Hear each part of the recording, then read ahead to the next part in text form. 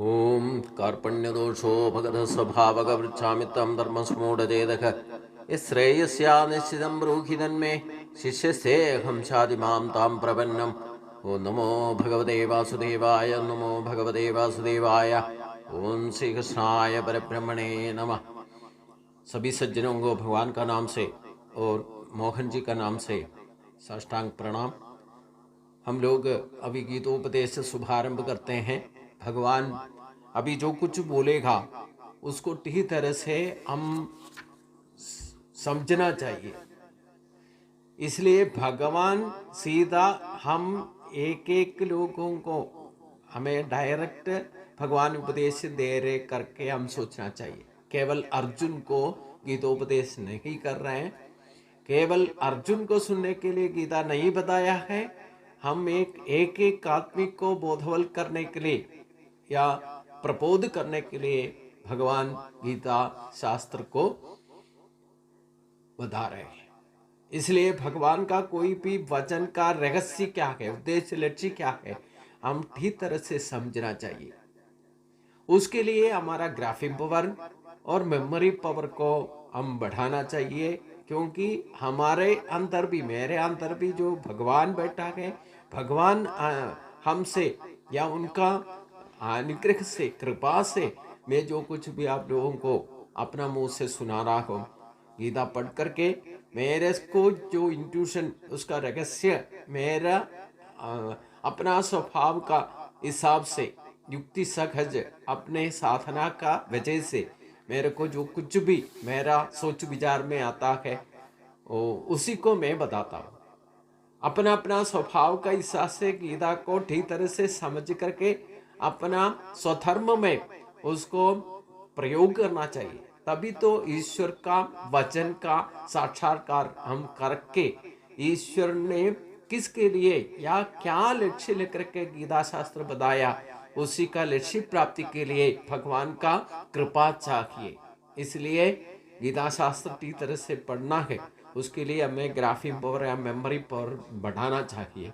उसके लिए एक तो अष्टांग योग का हम ध्यान या प्राणायाम, आसन वगैरह जो कुछ भी है अष्टांग योग में बताता है, उसको प्रैक्टिस करना चाहिए। एक नहीं कर सकता हो ऐसे साधारण लोगों के लिए एक आसानी रास्ता है, विष्णु सहस्रनाम को जप करने के बाद गीता का एक अध्याय पढ़ना चाहिए। तभी अपने आप गीतों का अंतरार्थ या उसका रहस्य को, धर्म का रहस्य को आपको शुरू में मैं बोलने से भी समझ नहीं पाता, तो भी ये साधना आप डेली का नित्य कर्म में अगर आपने प्रैक्टिस करने से आपका ग्राफिक पावर और मेमोरी पावर बढ़ेगा। तभी तो भगवान ने जो कुछ बोलता है उसको ठीक तरह से हम समझ पाएगा। इसलिए अपना ही आत्मशक्ति से जो भगवान ने जो बोला है उसको ठीक तरह से दिल खोल करके श्रद्धा के साथ आप पढ़ना चाहिए या सुनना चाहिए। श्रवण है भक्ति में पहली कदम जो है, श्रवण मात्र से आपको इंड्यूशन मिल सकता है। ठीक तरह से आपने भगवान का हरि कथा या भगवान ने जो कुछ भी उपदेश हमें कभी भी देता हो तो उपदेश होने दो, या गीता अर्जुन को जो देने वाला गीतोपदेश होने दो, उसमें हमने ठीक तरह से समझना है। तो ग्राफ करना तो वो ग्राफिंग जो भी करता है उसको मेमोरी में डाल करके हम स्वधर्म में उसको अनुसार जिंदगी जीत सकता है, उसी को साक्षात्कार बोलता है। तभी तो उसको अनुभव हमें ठीक तरह से हो पाएगा।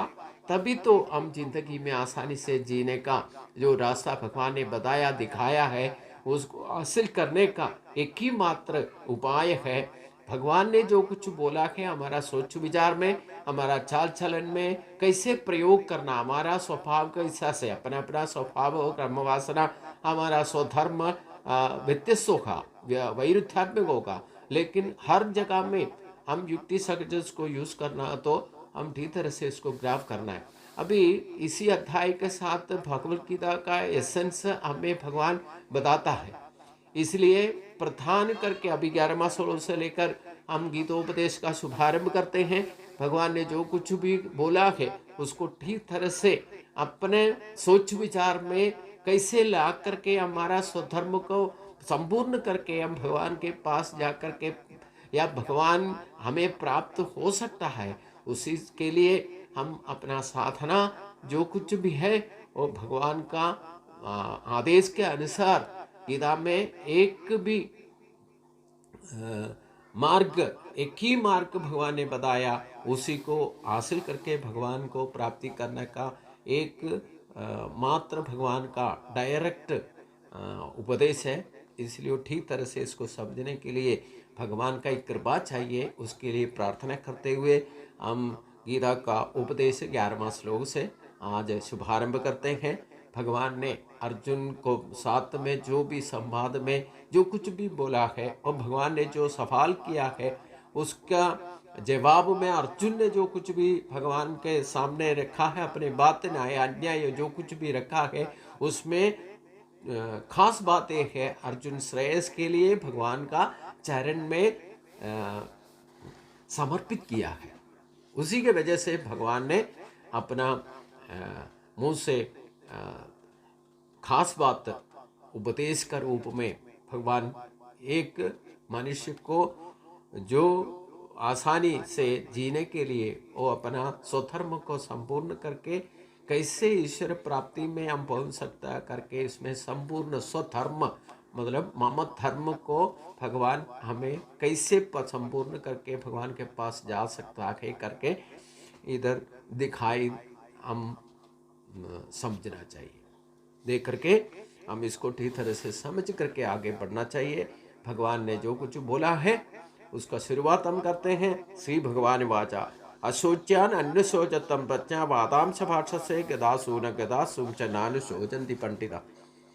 हे अर्जुन, तुम अवसरोचित अवस्था में अभी चला गया, मतलब तुम अभी दुखी होकर के बैठा है, ये अवसरोचित नहीं है, बल्कि तुम ज्ञानी जैसे बात करते हैं, बड़े बड़े बात किया है, लेकिन तुम जिस टाइम में अपना स्वधर्म का संपूर्ण रूप से अपना शक्ति का प्रयत्न या अपना प्रकट रूप से उसको प्रयत्न करना चाहिए, उसी अवसर में तुम दुखी होकर के बैठा है। किसके बारे में दुखी होना चाहिए उसी के बारे में दुखी नहीं हो रहे, और किस टाइम में दुखी होना है उस टाइम में भी दुखी नहीं हो रहे, मतलब अन्य अवसर में दुख होकर के तुम बैठा, ये बिल्कुल ठीक नहीं है। लेकिन तुमने पंडित जैसे बात भी करता है। किसी का प्राण जा चुका है, किसी का प्राण अभी जाने वाला है, किसी का प्राण जाने का बाकी है। ये इसके बारे में सोच करके तुम अभी दुखी होने का कोई जरूरत नहीं है, क्योंकि सभी का प्राण जाने का ही है, जाना ही पड़ेगा। सभी कुछ लोगों का प्राण छोड़ चुका है, किसी का अभी छोड़ने वाला है। भौतिक दृष्टिया इसका अंदर क्या है ये ठीक तरह से समझा नहीं है, इसलिए तुम ऐसे अनवसर में दुखी होकर के बैठा है। न त्वेवाहम जादुनासम न तुम ने में जनाधिपः न चैव न भविष्यामः सर्वे वयम अतः परम्। मैं और तुम इस युद्ध भूमि में जो भी खड़ा है, ये कभी नहीं था, अभी है, कल शरीर छोड़कर चला जाएगा, लेकिन इनका काम कभी जीवन नष्ट नहीं होता है।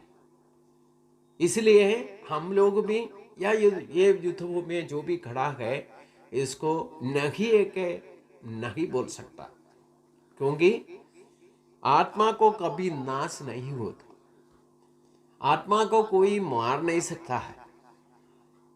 इसलिए मैं और तुम, उसके अलावा इस युद्ध में जो भी आदमी खड़ा है, वो राजा होने दो, भृत्य होने दो, सैन्य होने दो, ये जंतु लोग होने दो, कोई भी होने से भी ये अपना देह के साथ अभी इधर खड़ा तो भी देह अपना शरीर का नाश होने पर भी इनका प्राणन को कभी नाश नहीं होता है।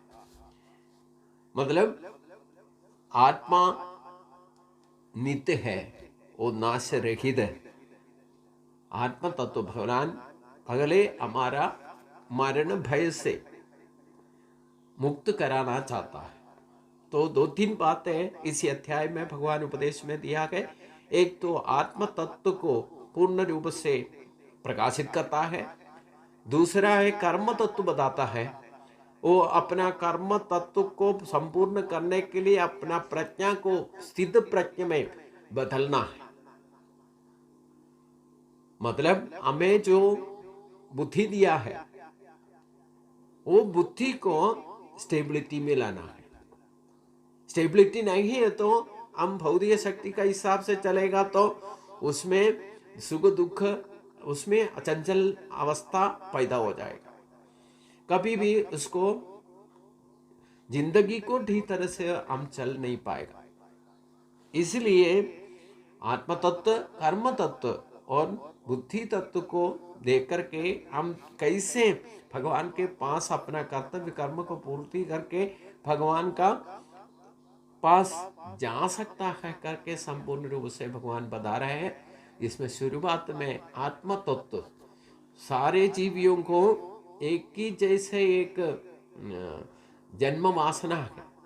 हम लोगों ने तो उसके अलावा कोई जंतु लोगों ने तो या कीड़ा मकोड़ों ने तो सभी को बराबर में बांटा हुआ एक भय है, हमारा मरण भय, मृत्यु भय। ये मृत्यु भय क्यों होता है? हमारा जीवन जाने के साथ हमारा शरीर भी नष्ट हो जाएगा। तो शरीर के साथ जीवन नष्ट हो गया तो उसी के बारे में जीवन नष्ट होगा करके सोचकर बैठने से हमारा नष्ट बुद्धि में ये मरण भय हमारा पीछे नहीं छोड़ेगा या मृत्यु भय हमारा पीछे नहीं छोड़ेगा। इसलिए हमारा शरीर का नाश होने पर भी हमारा आत्मा को कभी नाश नहीं होगा, क्योंकि कोई भी आत्मा को ना वो पैदा होता है ना वो मरता है। वो सर्वव्यापी है, भगवान का ही अंश है और तीनों अवस्था में, मतलब पास्ट में भी, प्रेजेंट में भी, फ्यूचर में भी उसको नाश नहीं कर सकता कोई भी। इसलिए आत्मशक्ति को, आत्मा तत्व को हम पहचानने से, आत्मशक्ति को हम मानने से हमें कभी मृत्यु भय नहीं होगा। हम देहिनो अस्मिन् यदा देहे कौमारम यौवनम चरा तदा देहांतर प्राप्ति तीर सत्र ने मुख्य। हमें शरीर बोध के साथ या देहाभिमान से जीने से इस शरीर में जो कुछ भी परिवर्तन आते रहता है वो प्रकृति का हिसाब से चलते रहता है। उसमें कोई भी उसमें हाथ नहीं डाल सकता है, अपना इच्छा का मुताबिक शरीर का परिवर्तन नहीं कर पाएगा। उसमें प्रकृति के हिसाब से एक शरीर हमें मिला तो उसमें कौमार, यौवन, वार्धक्य, इसी प्रकार शरीर को अन्य शरीर भी प्राप्त होता है। जैसे इस शरीर से हमारा कर्तव्य कर्म को हम पूर्ति करने लायक नहीं है तो इस शरीर छोड़ करके हम नया शरीर में हमारा आत्मा प्रवेश करेगा। फिर दोबारा जन्म लेके जो कुछ भी बाकी रखा है वो कर्म को पूर्ति करने के लिए हम दोबारा आना ही पड़ेगा। ये भी प्रकृति के हिसाब से ये परिवर्तन होते रहता है, परिणाम से परिणाम होते रहता है। इसलिए हम जनन मरण चक्र में पड़ जाता है। जब तक भगवान के पास जाकर के हम वापस जाकर के लय नहीं होता है या भगवत प्राप्ति नहीं होता है, तब तक कर्म बंधनों का वजह से, प्रारब्ध का वजह से ऐसे शरीर हमारा जीवन प्रयाण करते रहेगा। इसी को बोलता है जनन मरण या पुनर्जन्म, पूर्व जन्म, जो कुछ भी है उसी के बारे में भगवान बता। जैसे कि हमारा शरीर जन्म होने के बाद परिवर्तन का मुताबिक कौमार, यौवन, वार्धक्य जो कुछ भी होता है उसी प्रकार हमारा शरीर भी दूसरा, हमारा जीवात्मा दूसरा शरीर भी प्राप्त होता है। इसलिए अन्य शरीर प्राप्ति को बोलता है मृत्यु। तो किसी का मृत्यु हो जाता तो एक व्यर्थ होने का लक्षण है। जो मरण पड़ जाता है या मृत्यु में जाता है, उसी वक्त ही उनका जन्म का बारे में डिसीजन हो जाता है। तो अन्य शरीर प्राप्ति है मरण या मृत्यु। जो मृत्यु हो गया, दूसरा शरीर मिलेगा ही मिलेगा, उसमें कोई संदेह नहीं। अगर जन्म शुरू हो गया तो परिवर्तन से ऐसे शरीर भी एक एक दिन एक एक वक्त हम मृत्यु के ओर जाते रहता है। इसलिए इसी के बारे में कोई ज्ञानी परिभ्रम या टेंशन नहीं होगा। इसलिए आत्म तत्व को जानने से हम कभी ऐसे अनावसर में दुखी पड़ने का कोई जरूरत नहीं है। इसलिए मात्रा स्पर्शा सुखम देय शीतोष्ण सुख दुखदा आगमा पाइनु अनित्यताम दृश्य भारत। हे अर्जुन, ये इंद्रिय उनका शक्ति के वजह से सप्त स्पर्शादि बाह्य इंद्रिय विषयों का बंधन से हम जो कुछ भी शरीर के साथ महसूस होता है, जो ठंडा या गर्म या सुख या दुख, ऐसे जो प्रकृति में होने वाला परिवर्तन से हमारा शरीर के साथ इंद्रियों के साथ में जो मिल जाते, हमें अनुभव में परिवर्तन होते रहता है। जैसे सुख दुख लाभ नष्ट जय पराजय गर्मी ठंडा, ये जो कुछ भी प्रकृति में जो परिवर्तन होते रहता है वो अनुभव होता है। ये प्रकृति का ही संभव है। इसमें कोई भी मनुष्य शक्ति को या टेक्नोलॉजी को यूज करके इसमें परिवर्तन अपना इच्छा से नहीं कर सकता है। लेकिन जो कुछ भी प्रकृति का हिसाब से हमें अनुभव होगा, उसको हम अनुभव करके उसको छोड़ देना चाहिए। उसमें इंटरफेयर हम हमारा शक्ति से नहीं कर सकता है, ये प्रकृति का स्वभाव है। इसलिए ये जो कुछ भी होता है हम अनुभव में ला करके उसको सहन करने का दिल बनाना चाहिए। इसलिए को बोलता है जो प्रकृति का हिसाब से जो कुछ भी चलता है उसमें कोई भी इंटरफेयर नहीं कर सकते, उसको बदले नहीं डाल सकता है। वैसे हमारा शरीर का प्राप्ति में जो कुछ भी शरीर को परिवर्तन हो जाता है और शरीर छोड़ के दूसरा शरीर में हमारा जीवन परिवर्तन में दूसरा शरीर लेता, तो भी इसका जो प्रकृति का नियम का अनुसार जो व्यवस्थिति के अनुसार वो चलते रहता है। इसमें हमारा टेक्नोलॉजी हमारा मन का हिसाब से उसको कोई भी हाथ नहीं डाल सकता, अपना इंटरफेयर नहीं कर सकता है।